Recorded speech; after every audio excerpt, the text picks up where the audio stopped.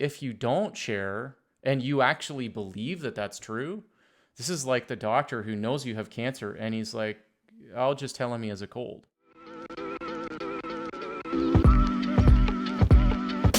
Welcome to our channel, where we make it our ambition to respect and learn from our neighbors, to equip the church, and share the message of Jesus until all hear.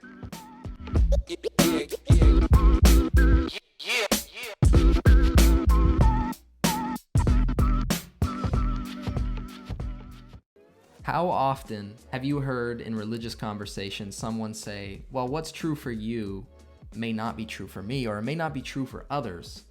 Now, truth actually existing is not really the issue in question here. Why would somebody find it arrogant for any religion to claim to be true?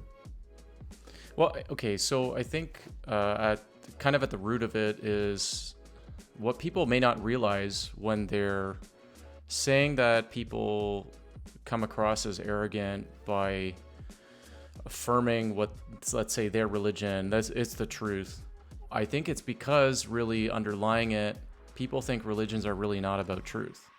They're not about objective truth claims, about things that are true in the sense of independent of what we think about it or feel about it. It is, in fact, like factually true. It's just your own preference or what you were born into. Yeah, or people think, and with that, people think religions are about just feelings or maybe your personal experience, your spiritual experiences.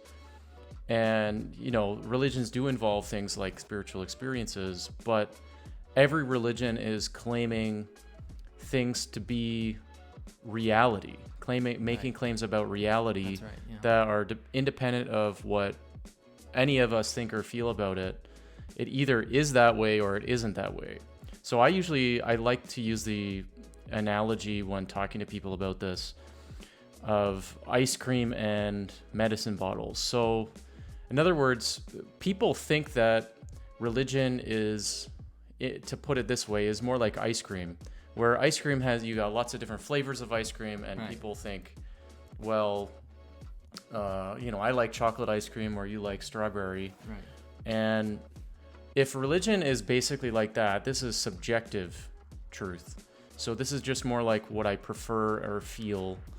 And if religions are really just expressions of human feelings or emotions or their experiences, and it's not actually anchored in making claims about the way things are, independent of what we feel or think, then religion is basically not in the realm of objective truth. It's not making those kind of claims. And so people think that it's arrogant naturally would think that it's arrogant, because it would be arrogant if I said, well, okay, your religion is like chocolate ice cream, my religion is like strawberry ice cream. I've grown up really eating that ice cream and you've grown up eating that, and I like mine more, yours is, nobody should be having chocolate and you're going to hell because you eat chocolate ice cream. Exactly. I like chocolate, actually, so that was a bad illustration. So the point is that if religions are not about making claims about reality and it's just your personal preferences or opinions, then it would actually be arrogant for somebody from one religion to say that the other people of another religion are wrong. Right. Whether in terms of truth or morally so, and maybe even be condemned by God or going to hell or whatever, just because they have a difference in preference or opinion. But if religions are actually not making subjective truth claims, but making claims about what's objectively real, we're actually dealing with a different issue. So think of it like a medicine bottle. So if religion is more like a medicine bottle where on a medicine bottle you have instructions. Now, some people aren't into medicine and stuff, but anyway, that aside, just to use the illustration, is that nobody, when they're reading a medicine bottle, thinks that it's like arbitrary text. They think that it's referring to something that is objectively true, and that if you can overdose on it if you take too much of it. You can. So the point is, it's making claims about the way things really are. It's factual reality. It's independent of what you think or feel about it.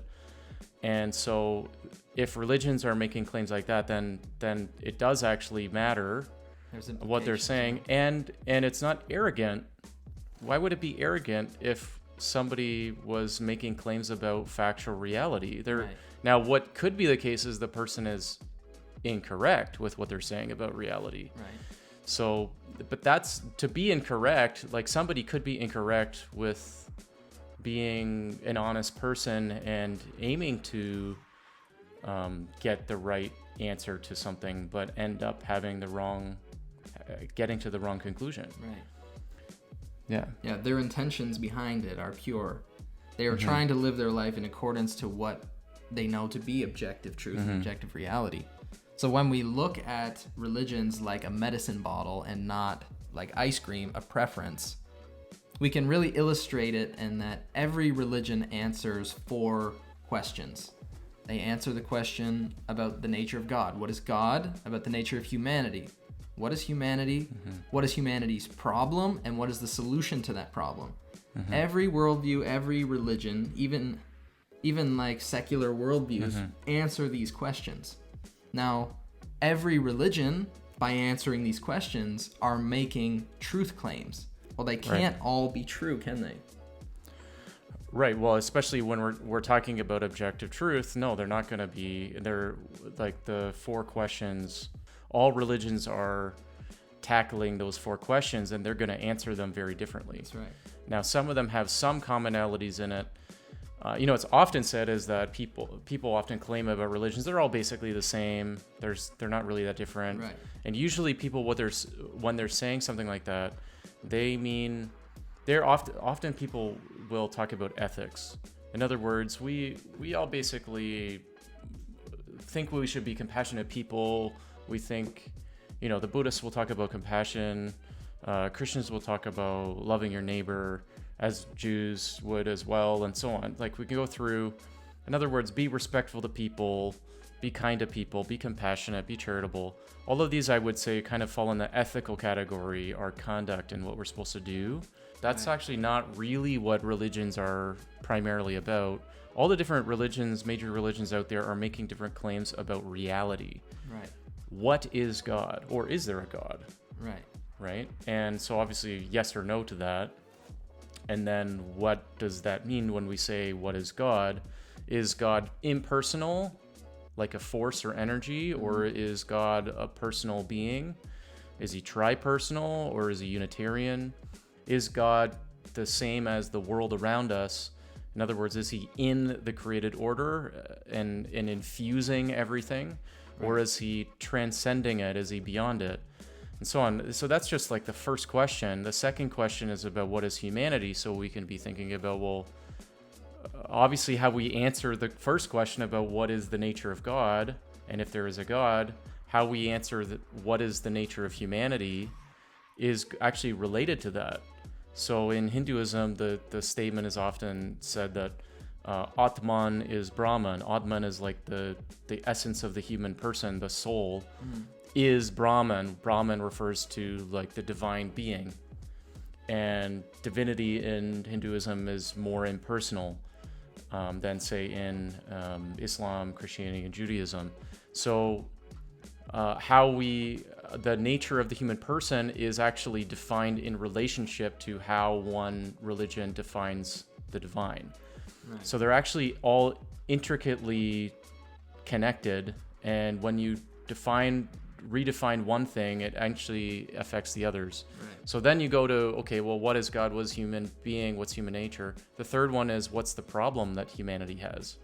Well, Buddhism is saying, well, it's rooted in attachment and because of suffering, right? So, or the other way around, that suffering is the problem, and that's rooted in our attachment to things of this world, and it reinforces our sense of the reality of the individual self, which Buddhism is denying. So the point is that they're making different claims about the nature of what is wrong that humanity is facing. Like, the world is not easy, the life is not easy, and we're all wrestling through it. So it actually makes sense that people would come to different answers about trying to identify what the thing is that's wrong that we're facing, the challenge in life. Islam says that life is a test that Allah gives. Life being a test is different than life being full of suffering, and we need to transcend that by elevating our state of consciousness, like in Buddhism. How you answer each of those questions, and finally the solution, what's the solution to the problem? What's the solution is going to depend on what the problem is. Right. And that problem is only defined in connection with what is God and what is humanity. You can see all of these four, and it's really in that order, that need to be addressed, and all of the religions are answering these questions differently. So they're actually all incompatible with one another fundamentally. Right. They're very different. At the foundations, they're different, not at the surface level, like ethics, how we should behave in this world. Right. Religion is more like a medicine bottle that's making claims about objective reality and not subjective feelings or preferences like ice cream. Right. So we can think of so when you were mentioning earlier about ethical realm being very similar throughout all of the religions, what we're missing there is the implications of how we behave, why we behave that way, what's the purpose of behaving that way. All of those would be answered in the different ways that we answer those four questions. Right. So we have... it's built upon those foundations, yeah. Right. So, for example, why are you being a good person? The virtue of simplicity, I guess, in a religion like Buddhism. The problem is attachment. You're going to behave in a way that will show that you're losing that attachment to the things of the world. Like you're saying it's virtuous because of what is believed in the foundations. Right. That drives it, yeah. Right. So every religion makes, like Greg said, these objective truth claims just to show that we're not just asserting this. We have some references from different scriptures that illustrate what it is we're trying to talk about. Anybody who studies or reads different scriptures, they know that they're all making objective truth claims. Right. In Islam, the Quran repeatedly talks about itself as being the truth. So there's an invitation from the Quran, like in Surah 12, Ayah 111, that says that the Quran is not a fabrication, it's a message, and it's for people of reason. In the book of Isaiah, there's an invitation by God to his people to come and reason. Reasoning, truth, it's all at the center or foundation of many different religions, and especially when we're looking at scriptures of different religions. Why are they there? They're there because they're helping us understand how to see reality, how to understand the divine, how whatever the problem is it's saying about our relationship to the divine, that it can be mended or fixed through what the scriptures are telling us. One passage from the Guru Granth Sahib, which is the Sikh scriptures, it's interesting. It says that all the Vedas, which are the Hindu scriptures, and the religious books of the Muslims, the Smritis and the Shastras, by reading these, salvation is not achieved. He who by the Guru's instruction utters the one name gathers the pure glory. That's on page 747 of the Guru Granth Sahib. So what it is essentially saying is that there is an insufficiency in the other scriptures, that this scripture, what it's pointing to, the true Guru, is where you get the answers. And you're not going to get that in the Vedas, the religious books of the Muslims. That's quite broad. I mean, maybe that's Quran and Hadith and maybe Sirah and Smritis and Shastras, so that's other Hindu texts and so on. By reading these, salvation is not achieved. And in saying this, this is not a criticism of the Guru Granth Sahib. It's just to point out that all religions, they're making claims about reality, truth, and they believe that they have the answers, and that's fine. It's not arrogant to make the claim, but somebody could be wrong. The reality is definitely they are not all right, because they're all making claims that don't fit with one another. Right. There can only be one correct answer to those four questions, and they all rely on each other being correct. We need to seek out what is true, and we need to live in accordance with that truth. Right. It reminds me of a quote in Matthew 7. So this is what Jesus said, as ask and it will be given to you, seek and you will find, Knock, and it will be open to you. For everyone who asks receives, and the one who seeks finds, and the one who knocks, it will be opened. That reminds me in John chapter 8, 31 to 32, Jesus said, if you abide in my word, you are truly my disciples, and you will, this is the line that a lot of people know, and they know it out of context. And Jesus says, and you will know the truth, and the truth will set you free. But the first part is, he says, if you abide in my word, you are truly my disciples, and you will know the truth, and the truth will set you free. So what is the truth, or where is the truth found, is in Jesus' terms, in my word, in his word. So he brings the teachings that offer us the truth, that in that truth, it actually gives us ultimate liberation from, and in the context, he goes on to talk about slavery to our sin. He's addressing that third question in the 4 there, humanity's problem. Right, and underlying that is also, there's a presupposition underlying that about the nature of God and human nature. Right? So he's the solution. He's offering himself as a solution in his word in the Bible. What I would say also, to go back to sort of the original question too, is it arrogant to claim to know the truth? I would even add to share it with others. It's not arrogant to claim to know the truth. Like going back to, we were talking about the ice cream and medicine bottle. Right. Let's talk about a doctor. So, he might prescribe medication. If you go to the doctor and you, in reality, do you have cancer? And the doctor tells you, no, you don't have cancer. You have a cold. I'll give you Tylenol. Well, that's not actually going to treat your cancer. What matters is that we have the correct diagnosis. The diagnosis may not be comfortable. When the doctor tells me I have cancer, that's not comfortable. I don't like it. Right. I might really want to deny it. I might want to suppress that truth, which the Bible actually says that we suppress the truth in unrighteousness. We don't want to come to grips with the truth about our own condition and what that means. It reminds me of a quote by C.S. Lewis. So he says, if you look for truth, you may find comfort in the end. You may find it, right? Meaning that you might not find comfort if you find the truth. Like, it might not be comfortable if the doctor tells you you have cancer. Right. You may not even have actually any treatment options that will work. But that's the truth. You may find comfort. So you may actually get a treatment that works. Right. But he goes on to say, if you look for comfort, you will not get either comfort or truth. Only soft soap and wishful thinking to begin with, and in the end, despair.